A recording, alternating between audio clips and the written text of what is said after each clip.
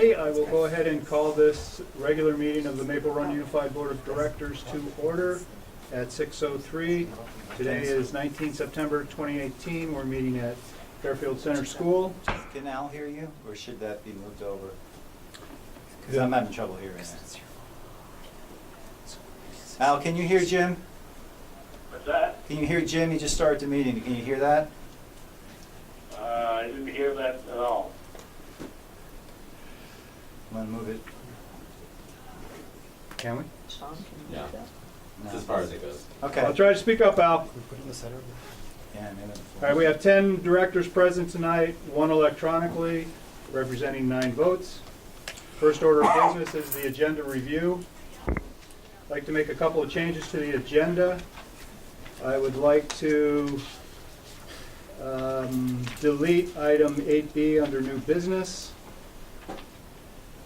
I would like to move 8A to 8B, and for 8A, I would like to add a vice chair election. Are there any other changes to the agenda from the board? Hearing none, I look for a motion to approve the agenda as amended. So moved. Thank you, Mike. I'll second it. Thanks, Steve. Any discussion on that? Hearing none, all those in favor indicate by saying aye. Aye. Opposed? Abstentions?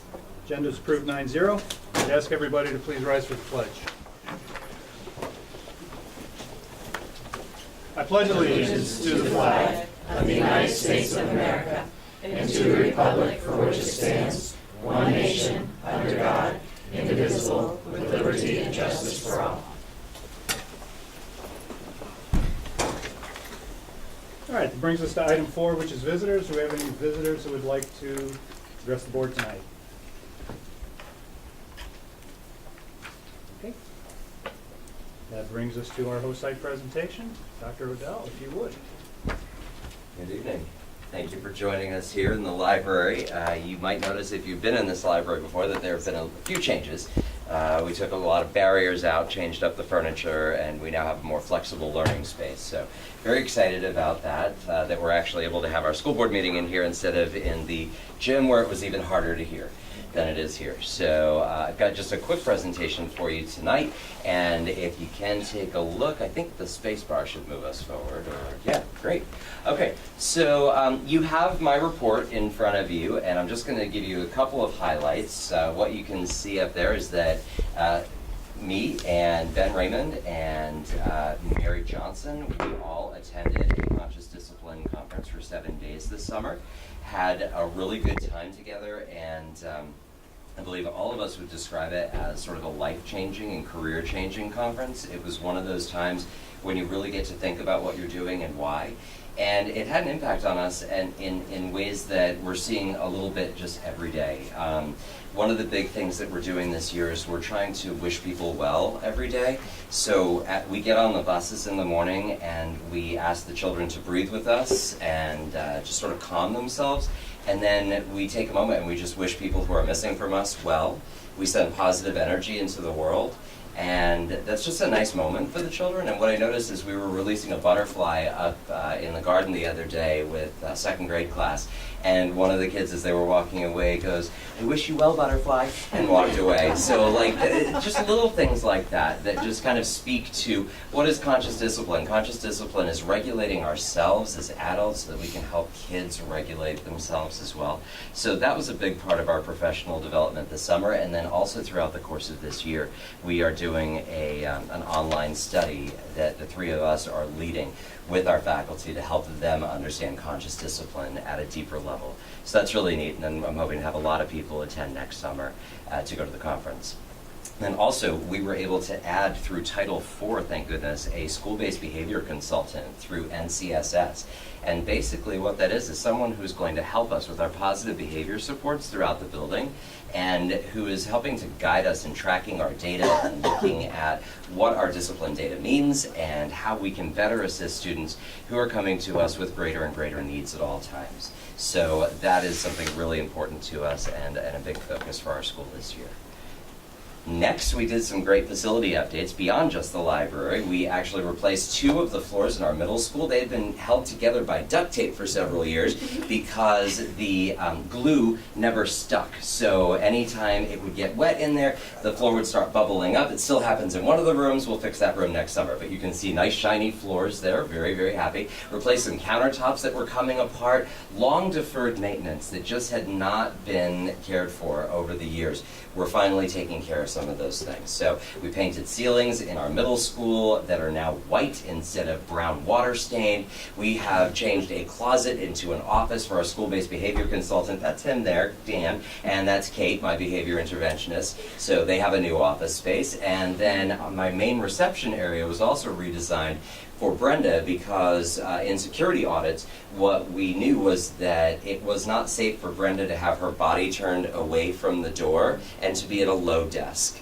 It is much safer at a reception area to have an elevated desk and to have her facing forward. So we changed out all the furniture in there to make that happen. We also have a new visitor entry and logging system. So any visitor who comes in the building, signs in on a computer, gets their pass, and no matter who you are, anybody can be stopped and taken back to the main office if they don't have a visitor ID.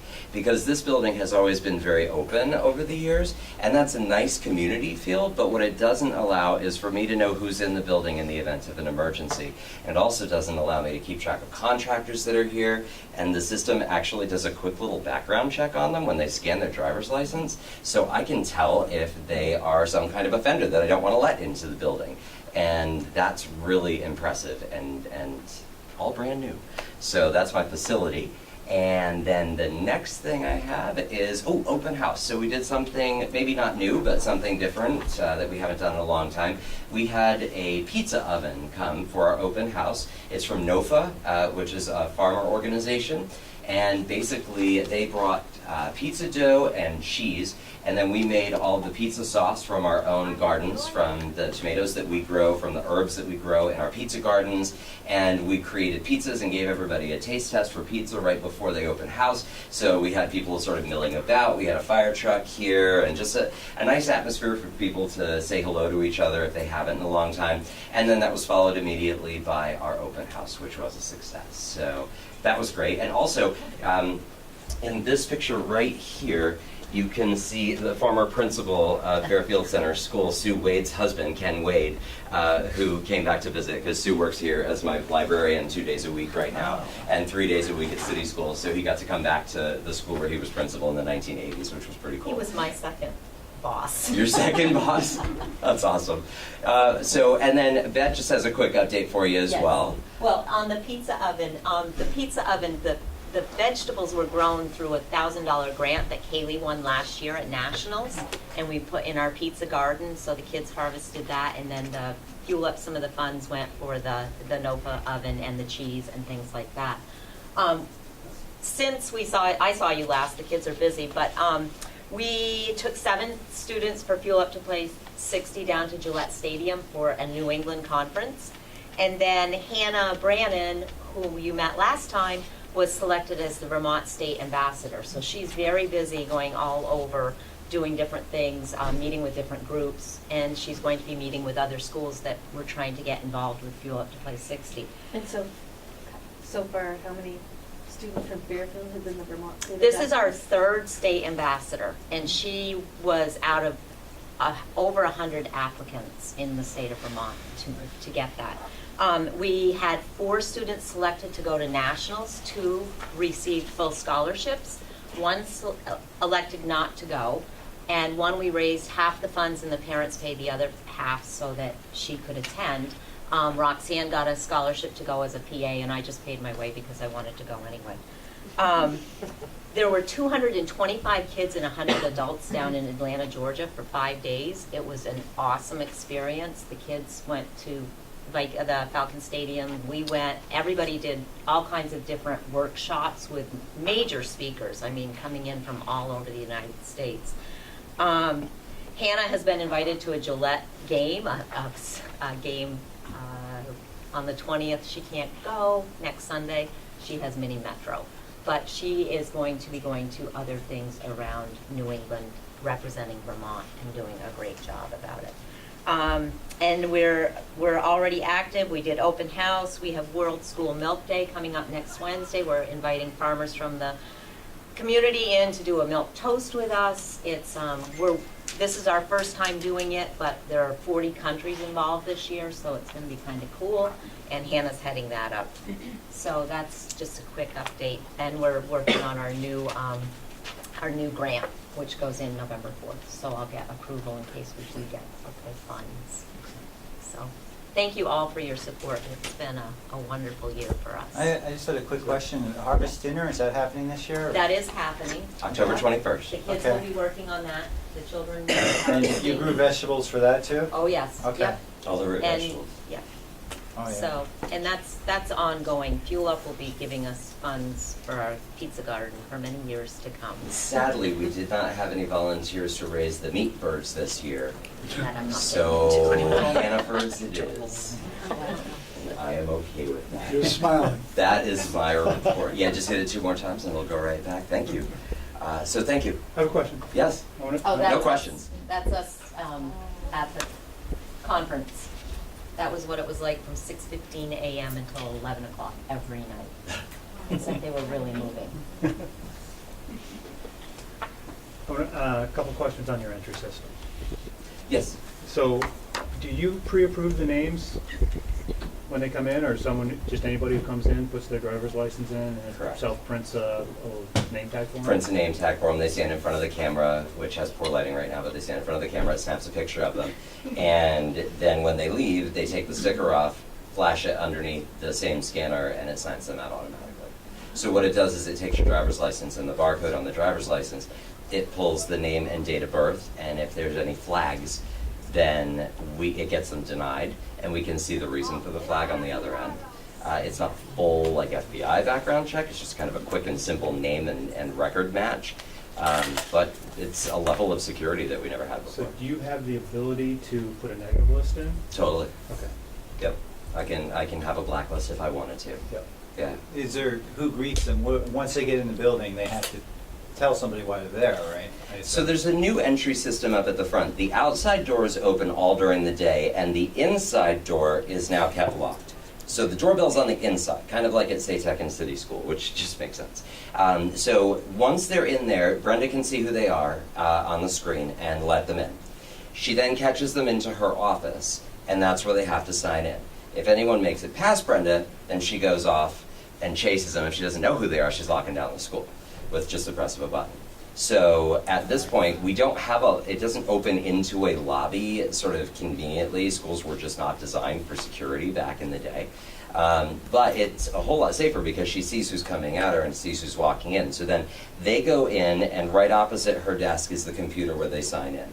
So they just kind of click that they're a visitor, who they want to visit. It puts that all on the badge as well.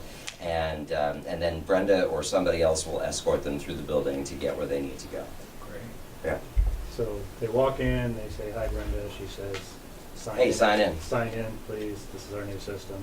And it doesn't start until I close the doors. So in the morning after the buses unload, I do my announcements, and at that point, at the end of the announcements, I say, if there are any parents left in the building, you have to report to the main office now to receive your visitor badge. And because we do have kids, little ones getting dropped off still by their parents, they're walking them down to the classroom. That ends about mid-October, and then we stop them at the door, and the kids come in on their own. If a person doesn't have their license on them that day, they don't get access? So the license is used in the case of vendors and contractors. So we wouldn't necessarily do a license check on one of our parents. And we really don't want to, because we're going to take them to wherever their meeting is, and then we're going to make sure that they're on their way out afterwards. And we certainly don't want to stop a parent from coming into the building for any reason, really. But for our vendors and contractors, that's where if they don't have a photo ID, no, they're not coming in. The parents just type their name in and get Mhm. the ID? Yep, exactly. And we can actually use the same system for kids who come in tardy. They can put their names in, and it prints them a tardy slip and gives us a list of all the tardy kids, so we don't have to have those, duplicate logs for tardies, because I don't have an attendance clerk. What about the common school? In terms of, In terms of if it gets locked down up here, does it get locked down down Yeah, here? so if we lock down the building, well, the button that we push does not cause that to lock. That door's always locked at the common school. So the lockdown comes in a command through the PA system, and that means that they're supposed to lock themselves down, lock the classroom door, hide, pull down the blinds, turn out the lights. That's how you lock down the common school, because the front door is always locked. Nobody can get in without a key. Can I just back up to you talked about the grant from where for NCSS? Title IV, federal grant. So they're gonna advise on behavior, or they're gonna help us with? NCSS? Yeah. Both. They advise on behavior and they help us with caseloads of children who might otherwise require much more significant investments of time and energy. They help us with that. So we might need to change procedures or policy at some point, you think, if we're doing something that they say there's a better way to do, or do you foresee that, or? Not at all. That's all at the school level. Okay. Yeah, that's not, I mean, we wouldn't have any policies that would be related to classroom discipline.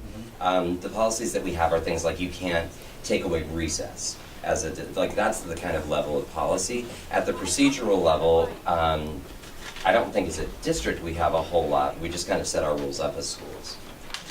So Fairfield Center School doesn't have any hired behavior interventionists from NCSS?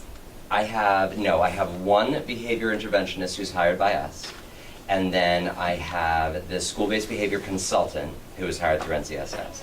I also have 3 days a week a school-based clinician hired through NCSS who's able to see a caseload of kids who require mental health counseling. And then we do have several CAT workers, that's the Community Collaborative Achievement Team through NCSS. And those are the folks who help us with kiddos who have extreme behaviors, which is sort of that next step before they might have to have a placement out of district. So the CAT is an attempt to keep the kid in district. And there are several of those in the building. So we do get significant support from NCSS, which is an amazing partnership that a lot of people around the country, I've never seen it before, and it's quite brilliant what we have here. Anybody else? Good question.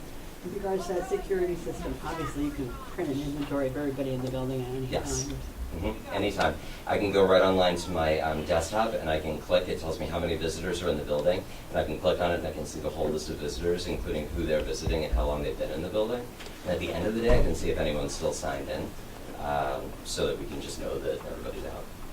I mean, at the end of the day, when we're doing meetings, at the end of the day, we're not necessarily signing people in once school's out and the kids are out of the building.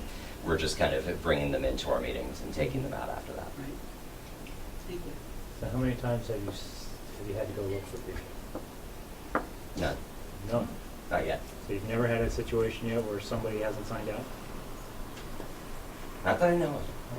Brenda might know better about that, because she's the one who has to close it. But yeah, I haven't had that yet. I've had a refusal with a driver's license. I have had a refusal. By a vendor or a contractor? Let's say that we had scanned the ID on a parent mistakenly. We fixed that. But that was a refusal, so it did pop up. Is the faculty team part of that too? So does that print out like the faculty? Like, do you all have badges? Is that all? So one no, system? the badges I print out, and then we can program these badges up at Brenda's desk to work on our door magnets. Okay. And so faculty don't need to use that particular system at all. But what faculty are trained to do is if they see somebody that is not an employee and who's walking in the building, they're asked to scoop that person back to the main office, even if we know them, even if it's a person who's here all the time. And I did get myself a dirty look from a parent who just did not want to be told that it was time to sign in. But you know, times are changing, and we have to adapt to those changing times. Substitutes, same thing? or Substitutes, generally we have a substitute badge that we can give them. how's that? So they don't get scooped up when they're walking down the hall? Generally not. We Okay. tend to know our subs because it's Fairfield and we know everybody, but Right, there's yeah. there's like one new guy that we didn't know that, yeah. Yeah. Just kind of keep an eye. Nice. Well, thank you. Great, thank you, Sean. Thank you, Sean. Brings us to item 6, which is the consent agenda. On the agenda is the approval of the minutes from 5 September and the approval of the award from SEDA to City School for 2 adults and 3 students to go to Washington, D.C. to present at the Leadership Summit. Is there any reason to pull one of these out of the consent agenda for discussion or a separate vote? Okay, then if there's no objections, these 2 items will be accepted under the consent agenda. Are there any objections? Okay, these 2 items are accepted. On to item 7, old business. No old business. Item 8A, vice chair election. Mike sent me an email this week that said he would like to resign as vice chair of the board. Certainly welcome to do that.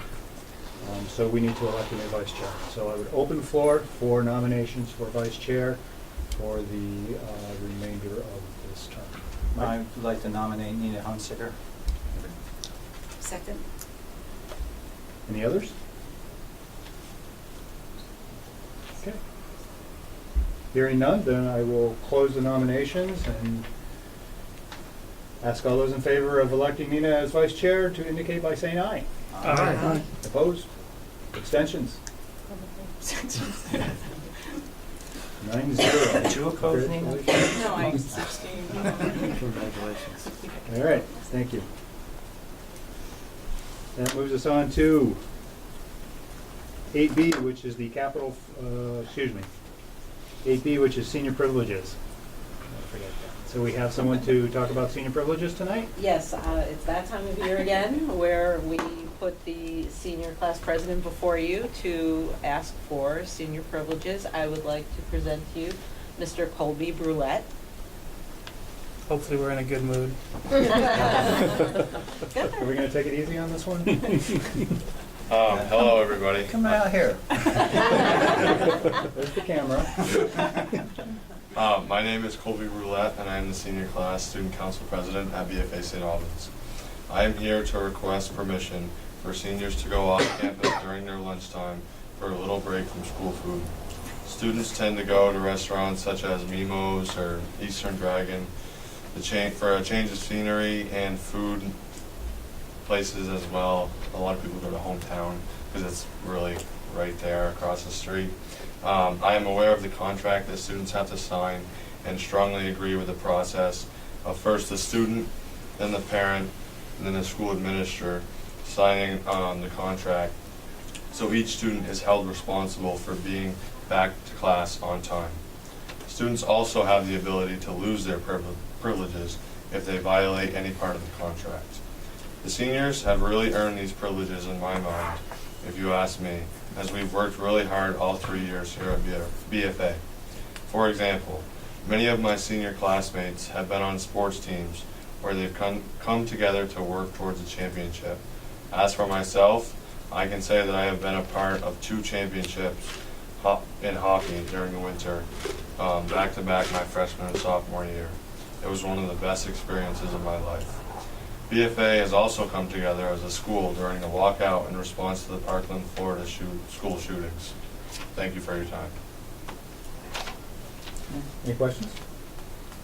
Good job. Are they different from any other year? Or? No. Okay.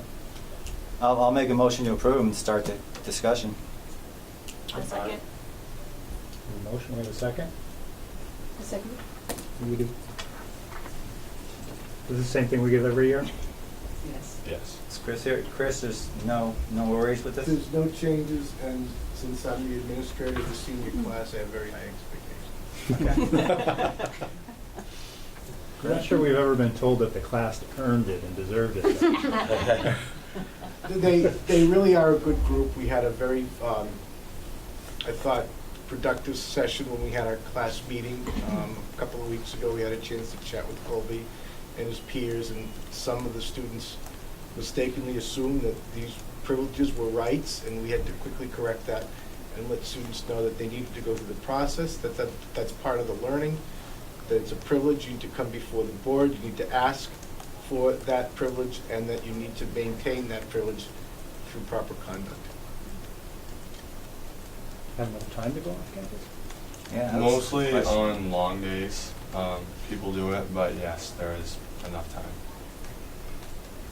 Food's that I bad? move that we grant What's the Food's that senior bad? privileges. It's really not, but a lot of people just like to go to Mimo's or something like that for a change, you know. We have a motion and a second on the floor. Okay, For good, I this. didn't hear it. Nah, I'm sorry, we'll speak up. Any other questions? I just want to say that Colby's been a very good citizen and good representative of his class, and I appreciate him coming forward. Thank you. I believe that. Did a nice job. Thank you. Any questions, Al? Take that as a no. I don't think you heard it. I don't think so. All right, let's vote. If there's no more questions, we have a motion, we have a second. All those in favor indicate by saying aye. Aye. Opposed? Abstentions? Unanimous. Congratulations. Thank you very much. Yes, thank you. Thank Your you. friends would be very upset if you didn't get Yes, that. thanks. You don't have to stay. Okay, that brings us to item 8C, which is the Thanks, Colby. Thanks. capital fund request. Yeah. Thank you. Oh, you have to stay for the whole day. Move to revoke senior privilege. Capital fund request. Martha?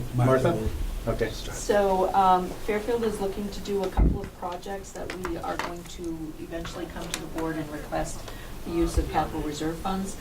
But to get accurate figures for those projects, we actually need to get a engineer and architect services done. And so we're requesting that the board authorize the access of the capital reserve funds to pay for these two studies for a total of $12,285. The two projects are for possibly paving the parking area and additional classroom space. Can you expand on that at all, or? Sure, I'm happy to. We have significant runoff, of course, in our unpaved parts of our parking lot. And we end up having a lot of holes and divots throughout the course of the year. Our buses are trying to get through. People are trying to walk on that when it's icy. So having unpaved parts of the lot has always been a little bit of a danger. So what we're looking at is the possibility of paving where the buses are, paving directly across from the school, right where the cars park, adjacent to the hill that goes up to the play structure, and then also over on the south of the building, there's a large unpaved parking area over there. Those areas are difficult to de-ice in the winter and are quite dangerous. So in order to do those projects or even consider those projects, we need to do a study on the drainage, on the environmental factors, on all the different bits and pieces that would go into paving over currently unpaved land. You just can't do that. So that's part one. Part two has to do with potentially not using the common school any longer, which of course is not ADA compliant, nor is it our building, really. So when things go wrong, there's always the question of, who's going to pay? Is it the landlord or is it the tenant? And we don't currently pay rent down there, but that may be changing, we don't know. So what we're looking at is the possibility of adding an art room and a music room. They would be modular buildings, similar in type, though not design, to the modular building that we added at City School last year. And so we are looking at potentially putting those buildings on the pad where currently there is a firehouse, what used to be the firehouse for the town. That is just all storage right now. The other possibility is just adding those two classrooms onto the back of the 1964 wing at one of the sides of the gym. That wing was originally built for such an expansion. So we're trying to figure out what's going to be the most cost effective, because we don't want $1 million project. We don't want a bond at all. We want to be able to do this as inexpensively as possible, but still get the benefit of 20 to 30 years out of whatever we put up at the very least. So the engineer, my original plan was just to look at the firehouse. The engineer who came out and looked at it said, well, let's take a look at a couple of other spots where we might be able to work as well. And so part of this is a feasibility study for where those classrooms might go. Okay, so the study is going to look at adding onto the building as well as the portable classrooms. correct, or the possibility of doing the portable classrooms up here rather than down there. So it's kind of three parts. And it'll take into account the lost teaching time, gearing up kids to get into their winter gear, to cross the parking lot, to get to their new common school. Yeah, it's just like the common school, right? I mean, that's what we've had to do for years, which is a huge loss of time. And also, you know, not the best to have our little ones walking close to a busy road with the blind corner, because sometimes they take off.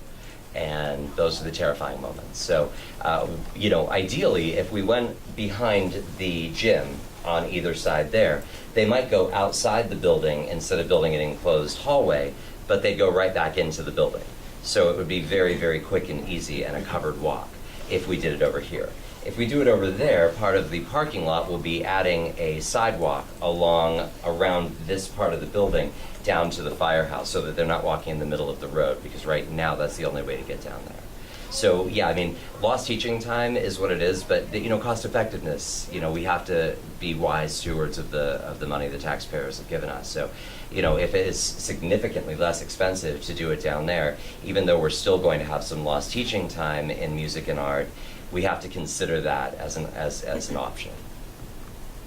So I just don't want you to focus on a modular building as the answer from the beginning. Let's let all the information come in for a number of other reasons, security,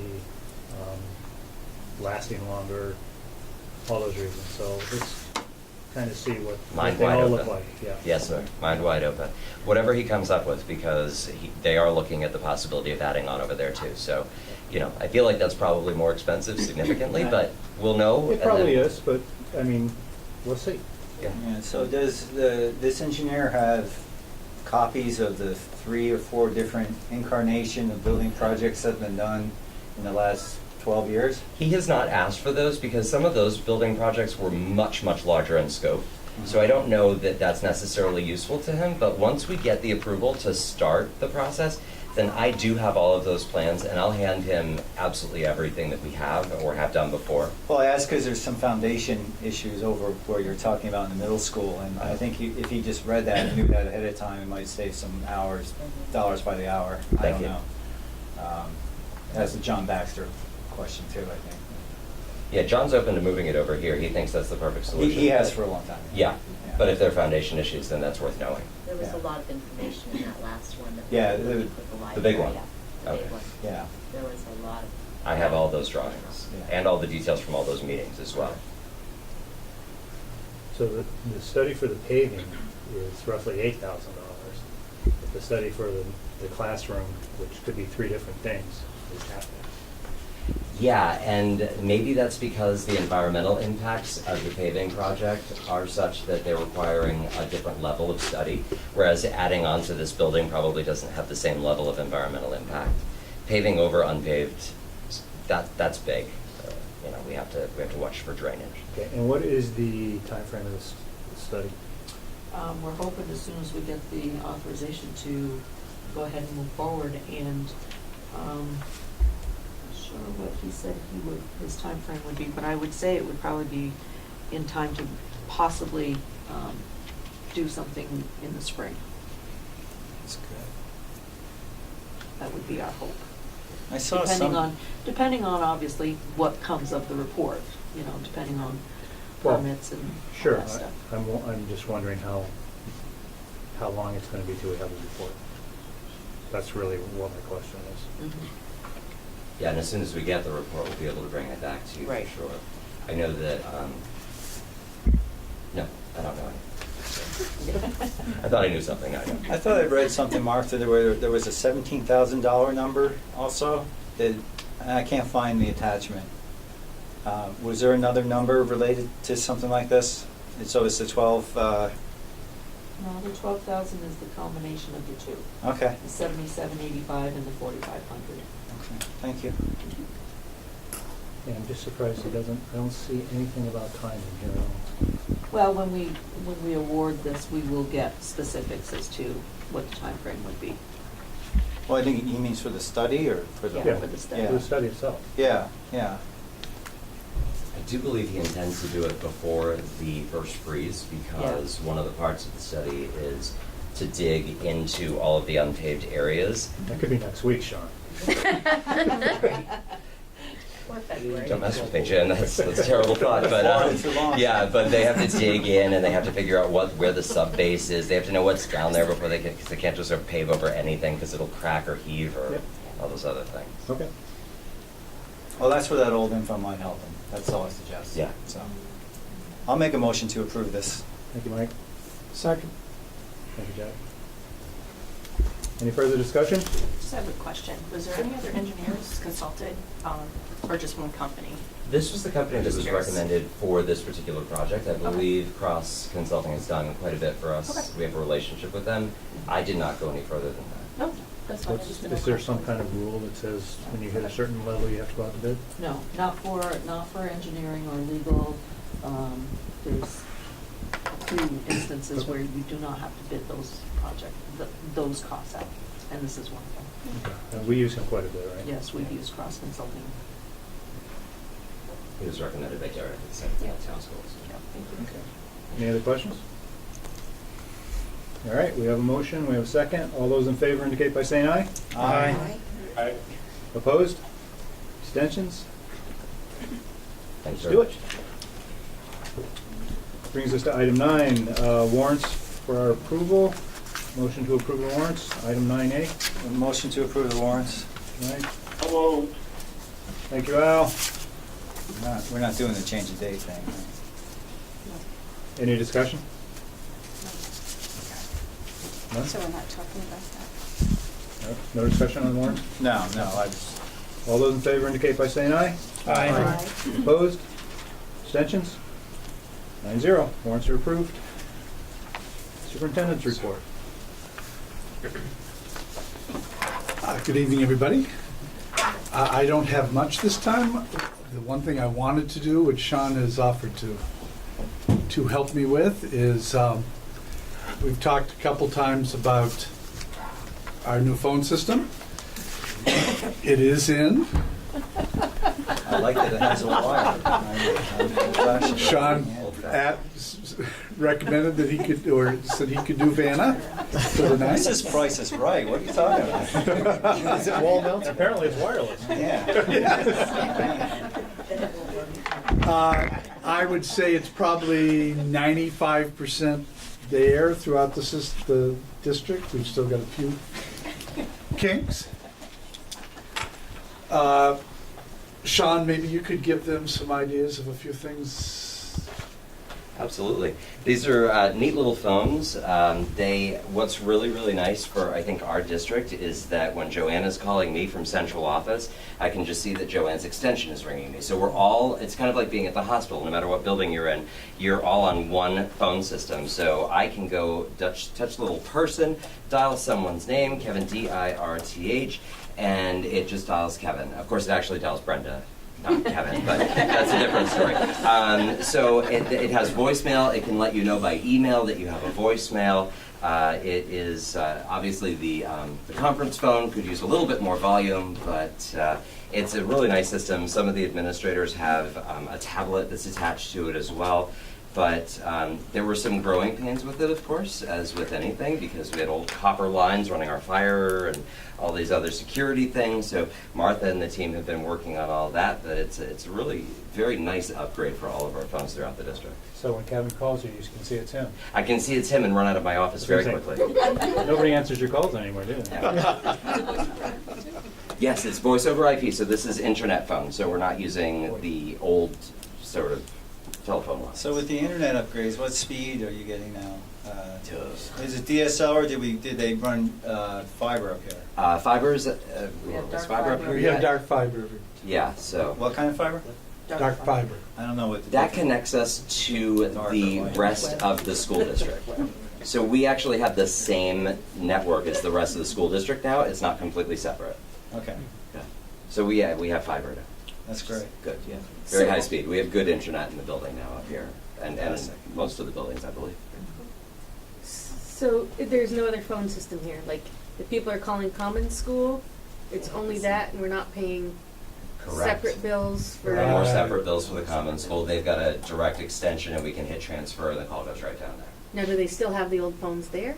No, all our old phones have Okay. been recycled. Collected Okay, and good. recycled. Yeah. Great. It's pretty cool. Excellent. Nice job. Thanks, Sean. And that's it for me. Thank you, Sean. Administrators report? Done? Yeah. My report is in your possession. Very good. Principals. Start with you, Chris. Certainly. Thank you, Mr. Farr. Just a couple of announcements. Next week is our Spirit and Homecoming Week, so we're very excited about that. The students are already doing a lot of good planning for those events, and as well as the Powder Pup football game. So I hope to see as many of you there. That would be wonderful. At yesterday's faculty meeting, Jen Harris from DCF presented our mandated reporter training, and that was very important and good learning. And I did want to mention, too, that we had a moment of silence to honor everyone who lost their lives on 9/11. I think it's important to keep that in everybody's memory, and it was a very respectful opportunity for us and for our kids. So I just think it's important to make sure we note that on a yearly basis. But I also want to hand to you in our green and gold are the same folders that I distributed to our faculty at the beginning of the school year, so it keeps you up to date on multiple things, including our new reorganization as school administrators, our professional development plan, all the correspondence that I sent out over the summer, as well as the administrative team, some of the principles of behavior management that we're trying to incorporate, and I just think it'll be very useful for you as we go forward to understand the big picture items that we present at the beginning of the year and try to adhere to. Speaking behind the pole. Did I miss the chair? I was afraid there might be an assignment in here, so I didn't say it. And also the PowerPoint that we presented at the beginning of the school year with some of those big items and some of the themes. So I just hope that you have a chance to flip through that, and if you have any questions at all, obviously feel free to call me. I'm glad to respond to any of those items or anything else that comes up as far as BFA. So thank you. I have a quick question. Is there going to be information about the student awards? Are parents going to be notified if their student is? Yes, thank you for bringing that up. Susan, the student award ceremony is next week, and letters should be leaving the office tomorrow to all those recipients, and guidance is in charge of publicizing that event so that people know when that is, and that the children who will be recognized, their families will get that notice. What about National Honor? Do you have any information on that? That has not, those folks have not been chosen yet. I know the advisors have been working over the last several months to try to make sure that that is in place. Nominations have been made, and those students know who they are, and then they've been able to apply, but no final selections have occurred yet. I had a question, Chris. Are Of you course. getting more questions or inquiries about, now that's, I think this is the last class, it's been the grade level, or grade letters, or something, I think they're graduating this year. Now with the, PLPs coming in, is there going to be informational, I guess, are you getting more questions about that? How are they being addressed? It's interesting. We present at the beginning of the year, as the incoming classes come in, about proficiencies, which I think is what we're working on, what we've been working toward, and that to me is a profound change relative to not only grading and scoring, but instruction. As you probably know, the proficiencies break out the very important things that we want all students to be able to know and do, and it's not multiple things lumped into one grade or number. So we present that at the beginning of the year. We're now entering year 3. I despite some bumps along the way, I think we're at a point where proficiencies have become part of the culture of our learning. I have gotten inquiries. I know the Messenger did call us at the beginning of the year. We got a really nice interview with them, and actually I got a call from a national network, not a TV network, but a online publication, I believe, asking about proficiencies, asking specifically about Vermont and Act 77, so how our proficiency is working, how our personalized learning plan's working. So I think we're at a place where it's becoming really part of the work. We only have that one more class, this year's graduating class, that will not be on proficiencies. I think the change in our software to Power Learning and Power Teacher Pro has made a difference. It's a great book for communicating more easily student progress. So, there'd probably be some changes I would have made in retrospect, but I think the direction's always been clear, and I think now we're at a great level of understanding. It was always sound, the research base was always there, and I think it's just going to be, over the next year or two, as all students are immersed in proficiencies, part of the way that we do the work. Have you found, I guess, with the last class kind of moving away with grade, and then the next class is going to be applying the colleges, so how is that working? I mean, I know it's, you've been working on it, I just haven't heard how that's going to play into this now. So I don't know if you can work it out. We had a session last year at the beginning, because that was probably the hottest topic relative to proficiencies. Not so much the change in trying to identify what the key learning is, but really what the overall impact would be and how it would impact awards, and that was Susan's question. So we tried to make sure that the traditional aspects of school and scholastic recognition are in place.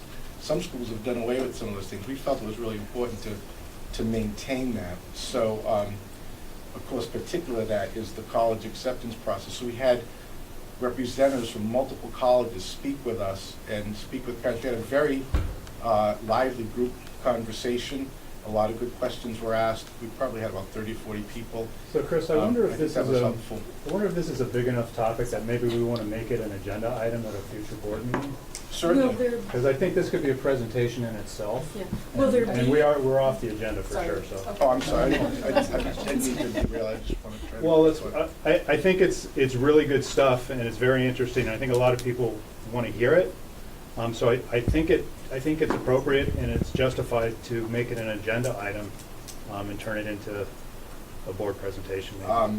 Yes, I'd like very much to have that opportunity. I think we would also want Shannon Warden and Dr. Rand to address those questions extremely this would be well, nice because, thank you. he's dealing with that as our counsel's out. Yeah, thank you.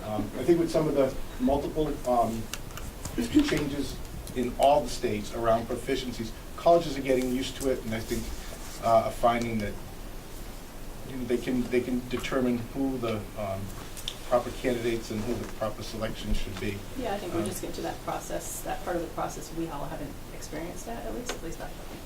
So let's set that up for a future meeting. Thank you. Thank you. I just have one really quick last question. Is there going to be an informational meeting for parents in regards to proficiencies the way there was last year? Is there going to be one this year? Nothing planned?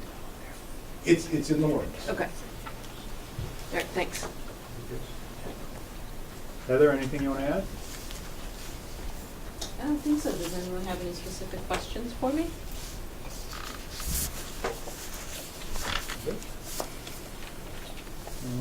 Joan? So tonight you approved our SETA award, so I thank you for that. I also showed you there's 3 different jobs. Students had to apply to be able to go. They had to actually send us an application. Many of them did a video application, so they did almost like an audition to be able to be on stage. So we have selected the students who will go with us to DC, and then we found out that after we return from DC, we also get a live webinar that goes worldwide. And that's working with a webinar firm, and it's another part of our award that we didn't know about. It's just something new that they've added. So we will have a group doing the webinar that'll be different than the group that goes to DC. We also doubled the number of students we're taking because we had a Tech Savvy Award grant Martha's gonna be so happy I'm gonna actually use this one. It's probably been there for about 8 years. And it was one that Lucy Delabria had gotten a long time ago. And so I talked to Lucy about what I wanted to use it for, and she was all in favor of us doing that, so we're gonna double the number of students we're taking. We'll be taking 6 students with us. And a lot of the younger students applied, so the 4th grade to 6th grade students were the ones that were the most heavy in applications, which is really kind of cool. And so the students will be finding out on Friday that who got which different section. And so we're excited. We're making it a little bit bigger. It's an amazing opportunity. I wanted to go for one night, and I was told that I didn't understand that the award really had to be 2 nights because they had to go to the Capitol the next day and meet with the Senate and the House. And that was part of it, and that we were expected to tweet along the way everything we were doing. I'm like, okay, so we're gonna do 2 nights. Sounds like a 2-night trip. Yep, so we're basically going for 2 nights, and so that's all pretty much gonna be set up by them, but we're gonna double the number of people. And so as if that wasn't enough to plan, last week, we were asked by a firm that's doing a movie if they could look at our music room to see if it would be a good set for a movie. And I thought nothing of it and said, sure, come on over, you can look at our music room, and didn't think a thing of it. They absolutely fell in love with the building. The movie's about maple sugaring. They fell in love with the maple mural. They fell in love with the fact that we have our own sugar house. They love the music classrooms. And so on October 6th, they will be shooting the elementary classroom scenes at St. Albans City School, and 15 of our students will have an opportunity to be extras in this movie. Those students are auditioning tomorrow. And someday after that, we'll go back to just doing stuff again. Who's doing this movie? Is it independent or is it actual studio? So there's a link here with Liz Gamashis, who put us in touch with them. Okay. The name of the movie is Soulmates. Okay.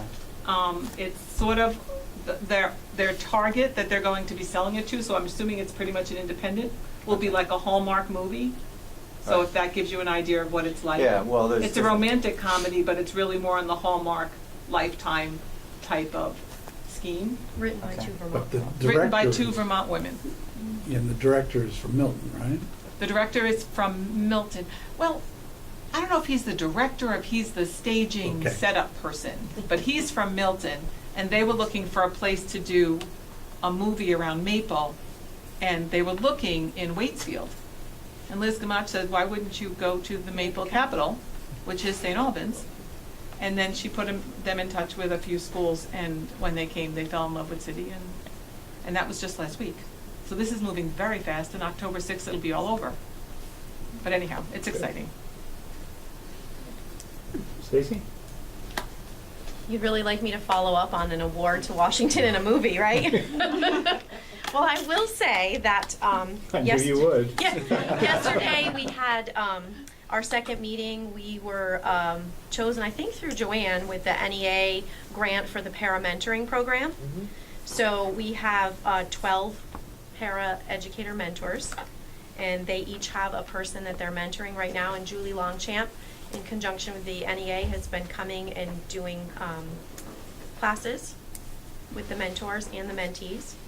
And they came and did a 2-day thing, which they started before school, and they just did a follow-up one, and we have a couple more that we're doing. But it's been a great experience, I think, for the mentors and for the people who work with them. All right, thank you. But no movie, sorry. Leanna? Thank you. We have hit the ground running. Typical annual items that have been happening. We had a welcome assembly last week in the Performing Arts Center. Thank you, BFA, for letting us use that. It's where all of our program students and teachers come together. And we introduce all of the staff, and we make sure that the students know all of the resources available to them, in addition to BFA and MDU, what Northwest Tech Center has to offer. All of the teachers are finishing up their safety training. Lisa and I have been in and out of classrooms, and so that safety training is really important before they head into the curriculum. And an event that happened last week was our new outdoor technology program. Was partnering with the city last week, and they call it Green Belt Tree Planting. And the city has identified areas in the city that either need trees that have to be replaced or places where we can plant trees. And so the city was very happy to have 14 strapping bodies to help make that happen. I believe Dr. Drift swinging by. I saw in front of the courthouse today. So, And if you also notice, I think they did all the cornhouse that we see. they did. too, They helped right? with the big planters and the corn husks Yeah. that you see there that makes the city so beautiful. So really proud to be a part of that. I have a quick question. So I saw them from across the park, and I originally thought it was a work crew from the prison. And all that yellow, quite honestly, until I ran into Emma Archambault. So I'm wondering, could they have like some BFA on there just to identify them? It would be really, really nice. Northwest Tech? Or? Well, hopefully they had on high vis. The yellow. Yes, so that's for their safety. Right, that makes sense. It's too bad we couldn't put BFA on the, Electrical tape on it. Yeah. Or something, technical Yes, so part of that program, they will be getting their own clothing that will have Northwest good. Tech Center outdoor technology on it, Yeah. and boots and such, because they're going to be out in all elements. So thank you for drawing that to our attention. We certainly don't want that impression of our program. You might want to keep that to yourself. Tell them. Yes, I will. Lisa, anything to add? Yes, in your board packet, you may have an excerpt from the St. Albans Messenger from Saturday featuring a Fairfield student. And I brought this for you, so you can post this. Thank you. So Emerson Lynn is, well, he said, we want to highlight the Northwest Technical Center more. We want to bring it to the forefront of the community. And has been our goal all along as well. So what this is called is Leaders of Tomorrow, and every single week during the school year there will be a new student featured. And the best part about it is it creates that employment connection. So it's this picture of the student, it talks about the program, so what program they're in at the technical center. It talks about their credentials or their college credits that they've earned or are currently in the process of earning. And it talks about the employer connections. Where have they done job shadows, work placements, internships? And in this particular case, like I said, it's a student from Fairfield. He's in the Public Safety and Fire Services program, and he has a connection with the St. Albans Police Department. He is a cadet. And there is Sergeant Jason Lawton in here with a wonderful quote about this young man. And it talks about what he wants to do in the future, and then his educational plans, which he wants to go into the Air Force and participate in their military police program. Right. So very nice. Thank you. Jason. Sure. Just a couple things. The first, I just want to highlight, we had our annual soccer jamboree this weekend with over 10 teams.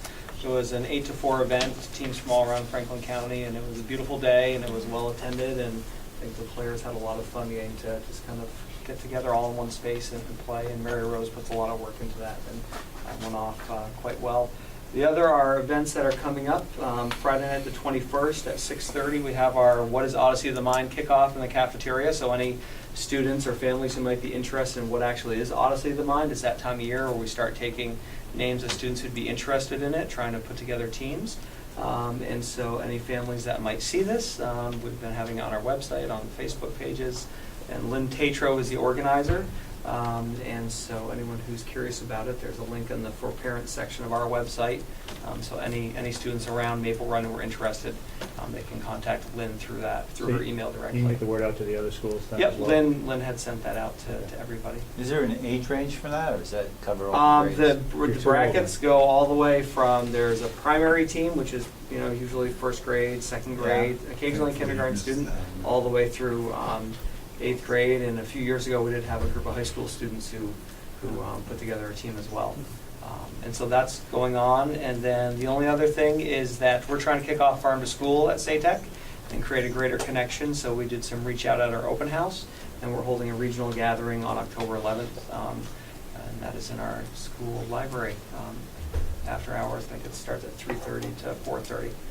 So just trying to create those connections and get that started. So there seems to be a real push. Rise VT has been really helpful in getting that whole concept going, and we're reaching out to Rachel Huff and to Coy Boynton, who have been really helping us to organize that. So that's what we have going on. Great, thank you. Did I miss anybody? Okay. Agenda items for future meetings. So we're going to have a presentation on proficiency.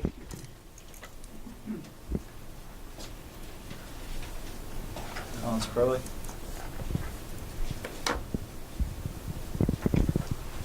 Early.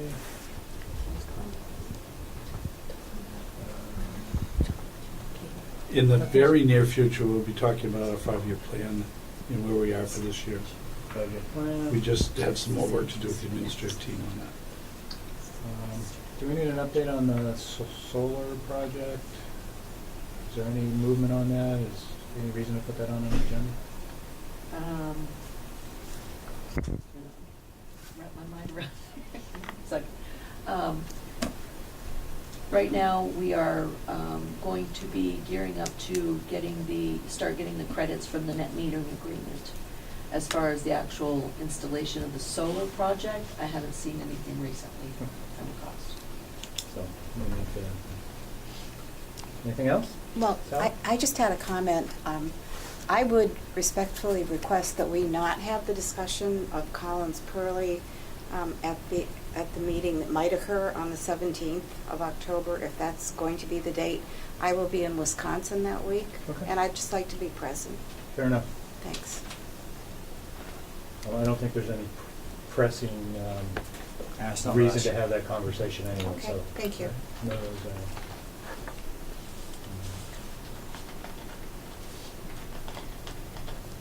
okay, we have no executive session, just over an hour, we're adjourned. Thanks, everybody. Thank you.